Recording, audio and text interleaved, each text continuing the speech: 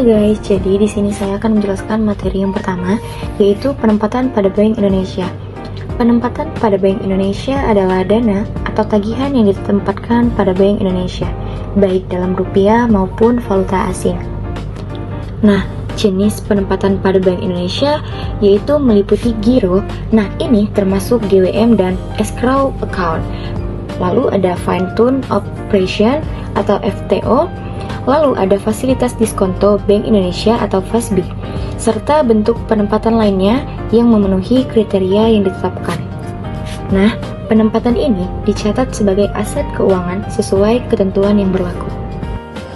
Kewajiban pada Bank Indonesia adalah di mana seluruh fasilitas atau pinjaman yang diterima atau didapatkan oleh bank dari Bank Indonesia, baik dalam bentuk rupiah maupun valuta asing. Nah, kewajiban ini itu dapat berupa overdraft giro, terus ada kredit likuiditas Bank Indonesia atau KLBI, lalu ada pinjaman subordinasi, dan pinjaman two-step loan atau TSL.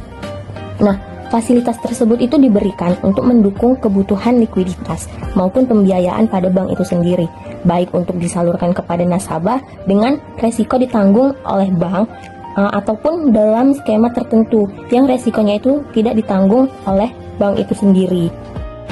Selanjutnya, penempatan pada bank lain. Ada beberapa penjelasan nih dari penempatan pada bank lain. Yang pertama itu pengertiannya. Apa sih pengertiannya? Pengertiannya adalah dana atau tagihan yang ditempatkan bank pada bank lain. Ditempatkannya itu biasanya di dalam negeri ataupun di luar negeri. Manfaatnya itu untuk mendukung transaksi antar bank, menjaga likuiditas, dan juga memperoleh pendapatan. Selanjutnya itu pembahasan penilaian dan risiko penempatan. Biasanya penempatan pada bank lain itu dicatat berdasarkan nilai wajar atau juga nilai tercatat yang berlaku. Nah, jika terjadi penurunan nilai yang berpotensi menimbulkan kerugian, maka bank tersebut wajib sekali untuk membentuk cadangan kerugian penurunan nilai sesuai dengan ketentuan yang berlaku.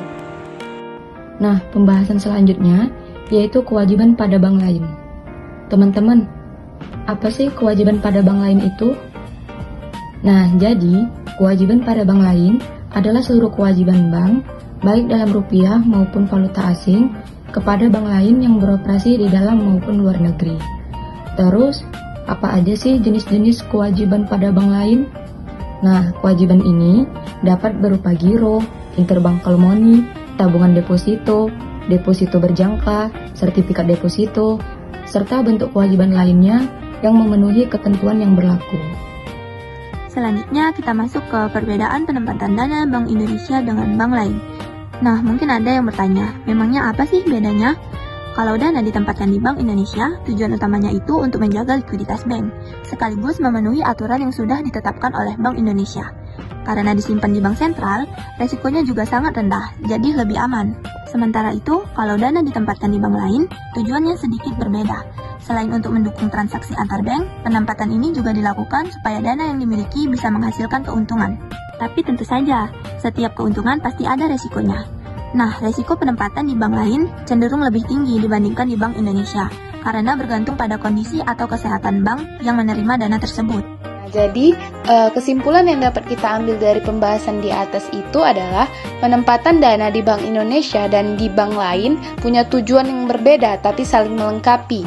Nah, menyimpan dana di Bank Indonesia penting supaya bank mematuhi aturan, menjaga keamanan modal, dan memastikan ada likuiditas yang cukup agar kegiatan sehari-hari bank tetap lancar.